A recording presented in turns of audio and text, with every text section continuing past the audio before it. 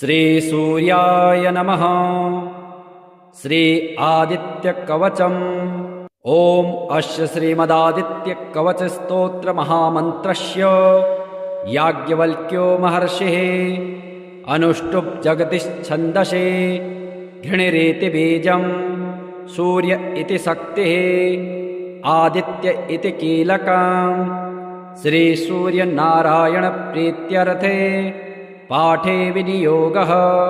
ध्यानम् उदयाचलमागत्य वेदरूपमनामयम् तुष्टावपरया भक्त्या वालखिल्यादिभिर्वृतम्। देवासुरैः सदा वन्द्यम् ग्रहैश्च परिवेष्टितम्। ध्यायन् स्तुवनं पठनं नाम यस्य सूर्यकवचं सदा।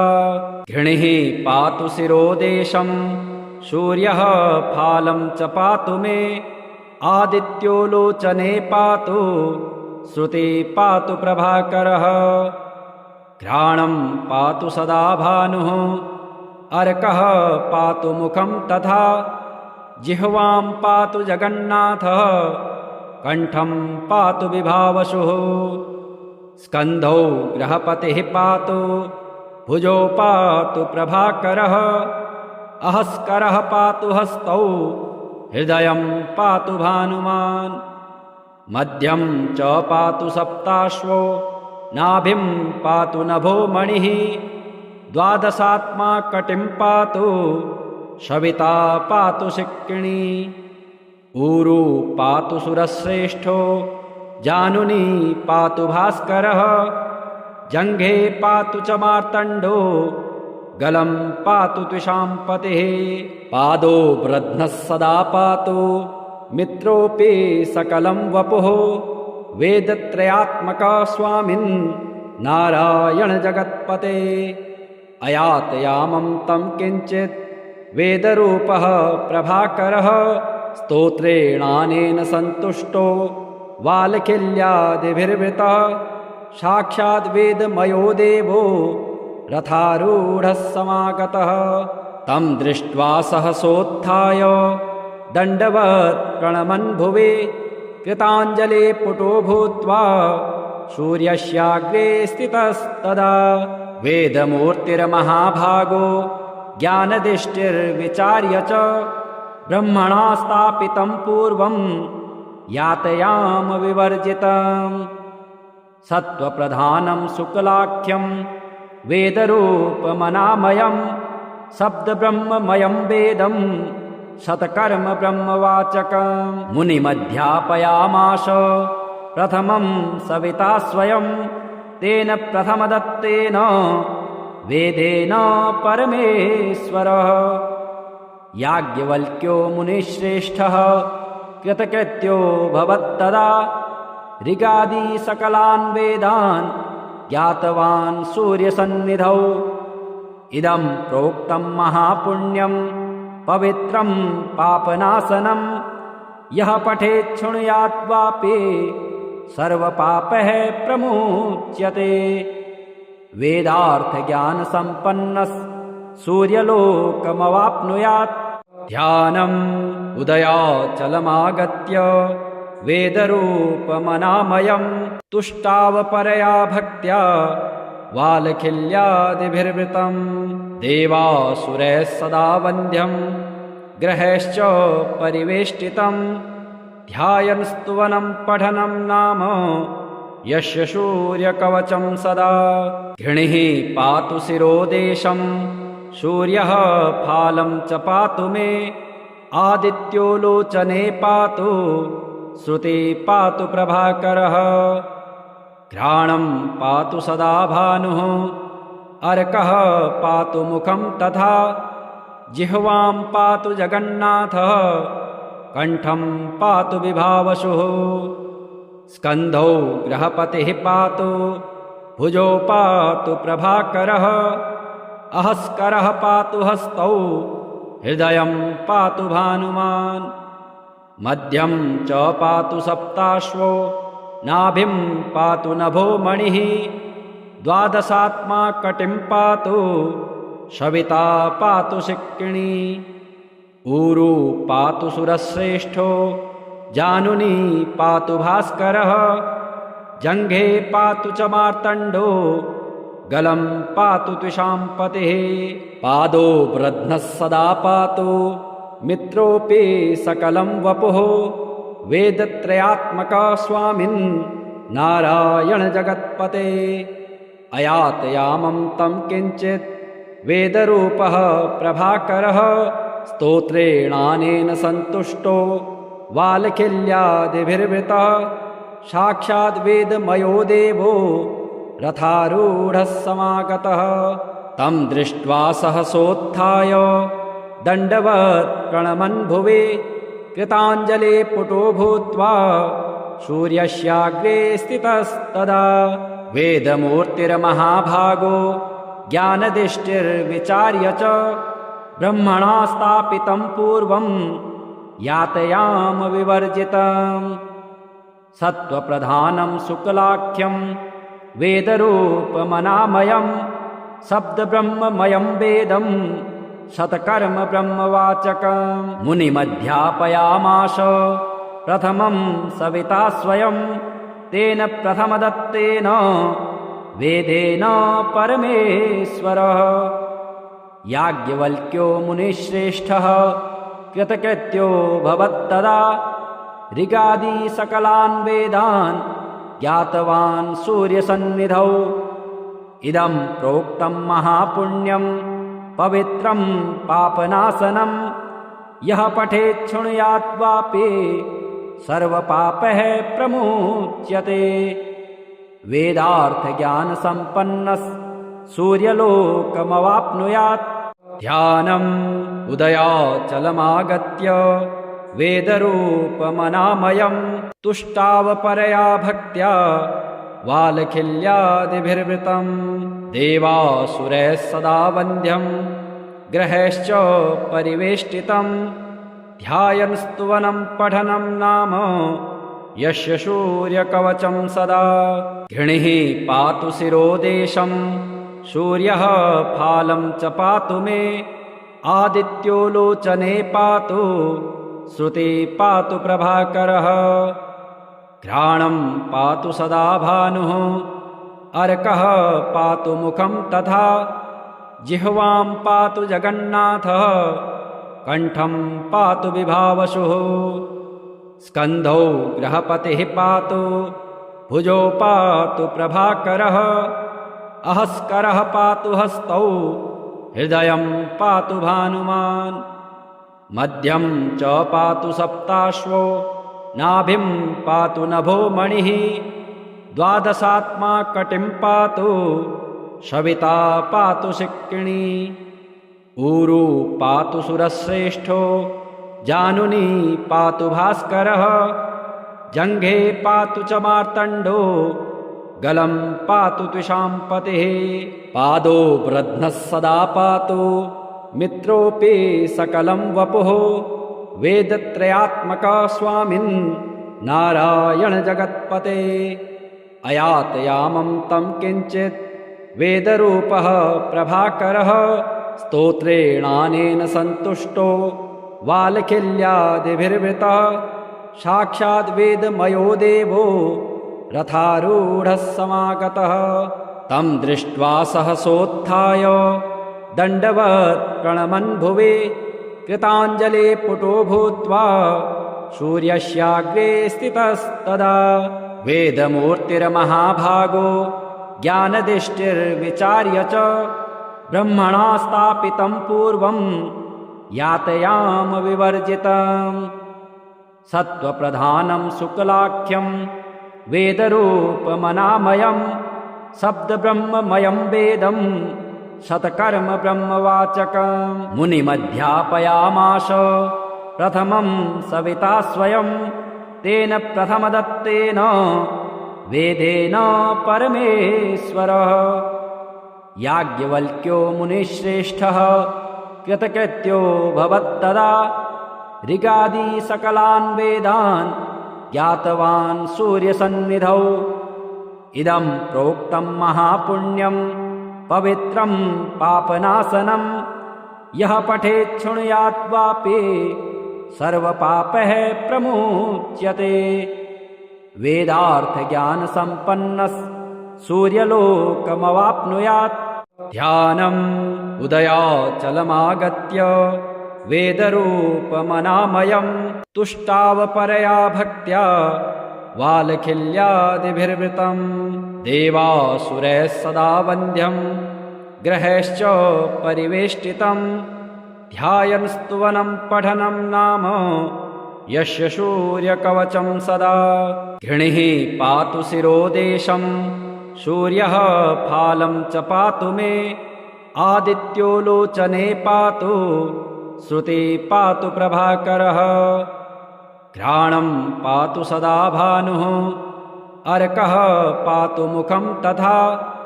जिह्वां पातु जगन्नाथः कण्ठं पातु विभावसुः।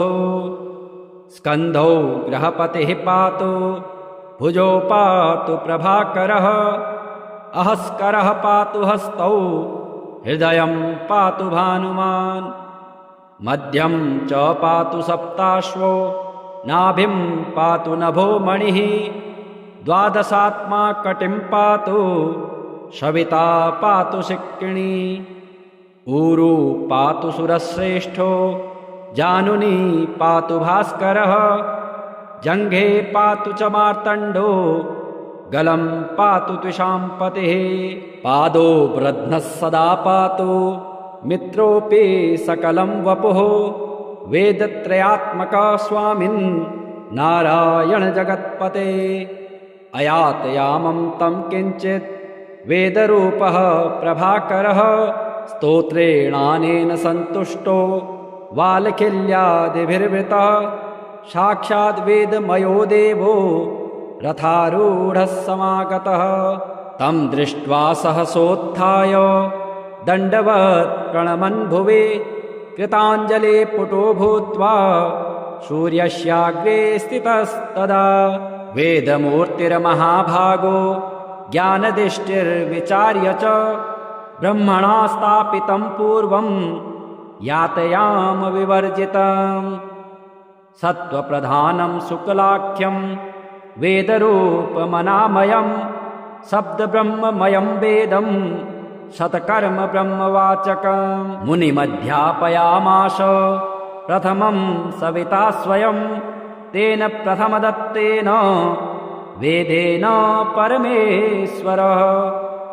याज्ञवल्क्यो मुनिश्रेष्ठः कृतकृत्यो भवत्तदा। ऋगादि सकलान् वेदान् ज्ञातवान् सूर्यसन्निधौ। इदं प्रोक्तं महापुण्यं पवित्रं पापनाशनं।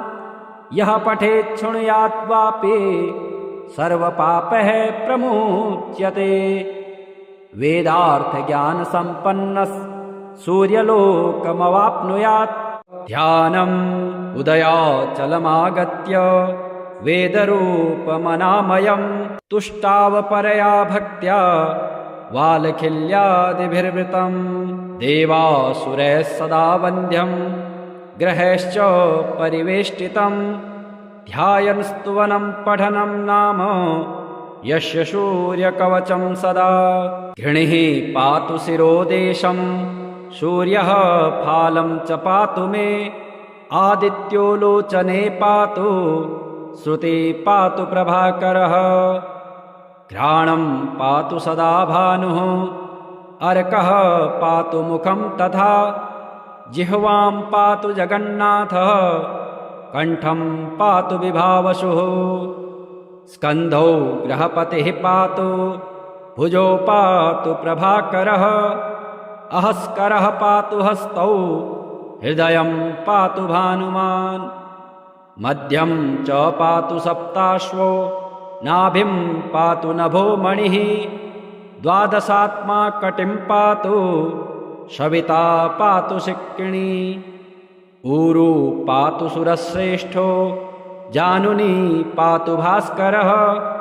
जङ्घे पातु च मार्तण्डो गलं पातु त्विषाम्पतिः। पादो ब्रध्नः सदा पातु मित्रोऽपि सकलं वपुः। वेदत्रयात्मक स्वामिन् नारायण जगत्पते अयातयामं तं किञ्चित् वेदरूपः प्रभाकरः स्तोत्रेणानेन सन्तुष्टो वालखिल्यादिभिर्वृतः साक्षाद् वेदमयो देवो रथारूढः समागतः तं दृष्ट्वा सहसोत्थाय दण्डवत् प्रणमन् भुवि कृताञ्जलि पुटो भूत्वा सूर्यस्याग्रे स्थितस्तदा वेदमूर्तिर्महाभागो ज्ञानदृष्टिर्विचार्य च ब्रह्मणा स्थापितं पूर्वं यातयाम विवर्जितम् सत्त्वप्रधानं शुक्लाख्यं वेदरूपमनामयं शब्दब्रह्ममयं वेदं शतकर्म ब्रह्मवाचकं मुनिमध्यापयामास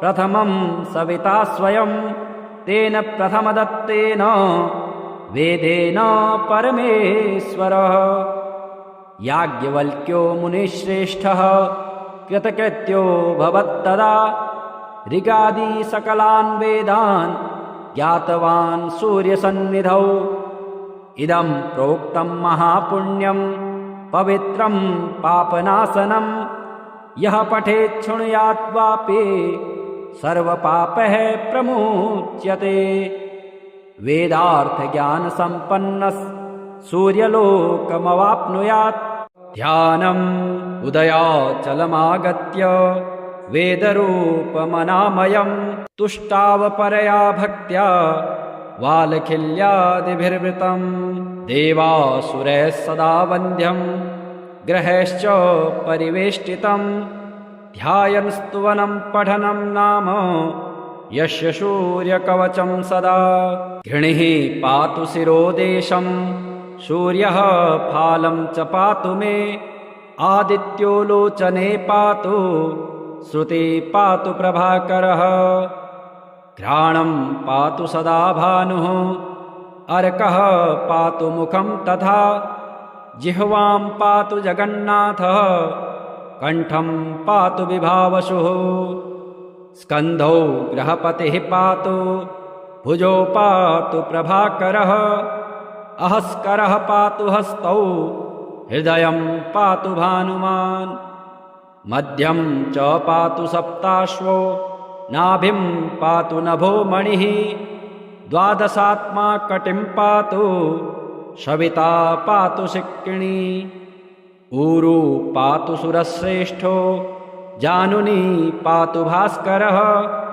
जङ्घे पातु च मार्तण्डो गलं पातु त्विषाम्पतिः पादो वृध्नः सदा पातु मित्रोऽपि सकलं वपुः वेदत्रयात्मक स्वामिन् नारायण जगत्पते अयातयामं तं किञ्चित् वेदरूपः प्रभाकरः स्तोत्रेणानेन सन्तुष्टो वालखिल्यादिभिर्वृतः साक्षाद् वेदमयो देवो रथारूढः समागतः तं दृष्ट्वा सहसोत्थाय दण्डवत् प्रणमन् भुवि कृताञ्जलि पुटो भूत्वा सूर्यस्याग्रे स्थितस्तदा वेदमूर्तिर्महाभागो ज्ञानदृष्टिर्विचार्य च ब्रह्मणा स्थापितं पूर्वं यातयाम विवर्जितम् सत्त्वप्रधानं शुक्लाख्यं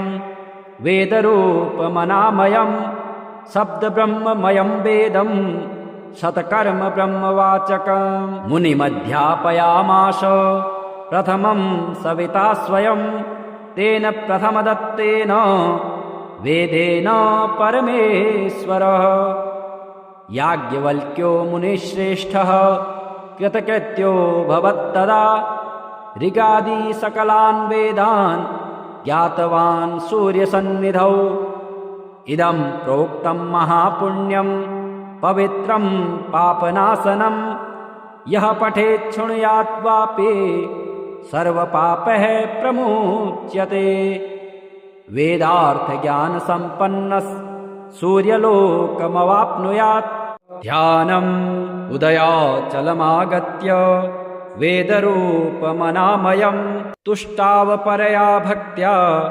वालखिल्यादिभिर्वृतं देवासुरैः सदा वन्द्यं ग्रहैश्च परिवेष्टितं ध्यायन् स्तुवनं पठनं नाम यस्य सूर्यकवचं सदा घृणिः पातु शिरोदेशं सूर्यः फालं च पातु मे आदित्यो लोचने पातु श्रुते पातु प्रभाकरः घ्राणं पातु सदा भानुः अर्कः पातु मुखं तथा जिह्वां पातु जगन्नाथः कण्ठं पातु विभावसुः स्कन्धौ ग्रहपतिः पातु भुजौ पातु प्रभाकरः अहस्करः पातु हस्तौ हृदयं पातु भानुमान् मध्यं च पातु सप्ताश्वो नाभिं पातु नभो मणिः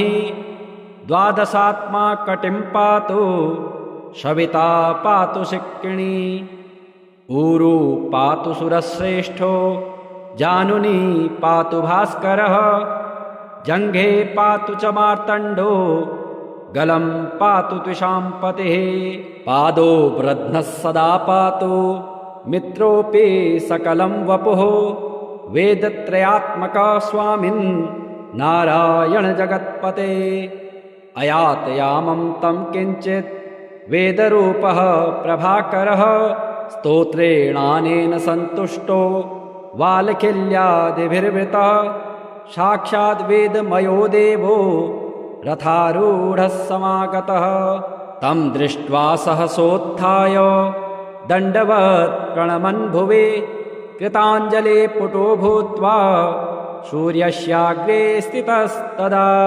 वेदमूर्तिर्महाभागो ज्ञानदृष्टिर्विचार्य च ब्रह्मणा स्थापितं पूर्वं यातयाम विवर्जितं सत्त्वप्रधानं शुक्लाख्यं वेदरूपमनामयं शब्दब्रह्ममयं वेदं शतकर्म ब्रह्मवाचकं मुनिमध्यापयामास प्रथमं सविता स्वयं तेन प्रथमदत्तेन वेदेन परमेश्वरः याज्ञवल्क्यो मुनिश्रेष्ठः कृतकृत्यो भवत्तदा ऋगादि सकलान् वेदान् ज्ञातवान् सूर्यसन्निधौ इदं प्रोक्तं महापुण्यं पवित्रं पापनाशनं यः पठेत् शृणुयात् वापि सर्वपापैः प्रमुच्यते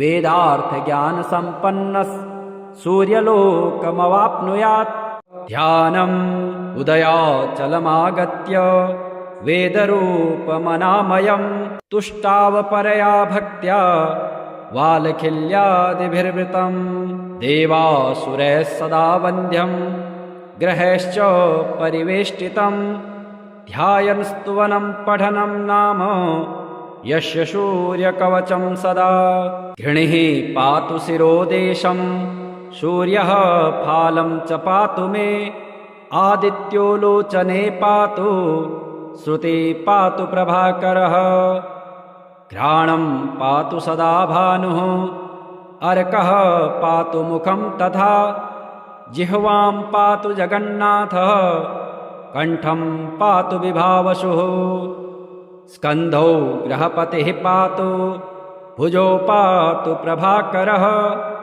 अहस्करः पातु हस्तौ हृदयं पातु भानुमान् मध्यं च पातु सप्ताश्वो नाभिं पातु नभो मणिः द्वादशात्मा कटिं पातु सविता पातु शिक्किणी ऊरू पातु सुरश्रेष्ठो जानुनी पातु भास्करः जङ्घे पातु च मार्तण्डो गलं पातु त्विषाम्पतिः पादो वृध्नः सदा पातु मित्रोऽपि सकलं वपुः वेदत्रयात्मका स्वामिन् नारायण जगत्पते अयातयामं तं किञ्चित् वेदरूपः प्रभाकरः स्तोत्रेणानेन सन्तुष्टो वालखिल्यादिभिर्वृतः साक्षाद् वेदमयो देवो रथारूढः समागतः तं दृष्ट्वा सहसोत्थाय दण्डवत् प्रणमन् भुवि कृताञ्जलि पुटो भूत्वा सूर्यस्याग्रे स्थितस्तदा वेदमूर्तिर्महाभागो ज्ञानदृष्टिर्विचार्य च ब्रह्मणा स्थापितं पूर्वं यातयाम विवर्जितम् सत्त्वप्रधानं शुक्लाख्यं वेदरूपमनामयं शब्दब्रह्ममयं वेदं शतकर्म ब्रह्मवाचकं मुनिमध्यापयामास प्रथमं सविता स्वयं तेन प्रथमदत्तेन वेदेन परमेश्वरः याज्ञवल्क्यो मुनिश्रेष्ठः कृतकृत्यो भवत्तदा ऋगादि सकलान् वेदान् ज्ञातवान् सूर्यसन्निधौ इदं प्रोक्तं महापुण्यं पवित्रं पापनाशनं यः पठेत् शृणुयात् वापि सर्वपापः प्रमुच्यते वेदार्थज्ञानसम्पन्नः सूर्यलोकमवाप्नुयात्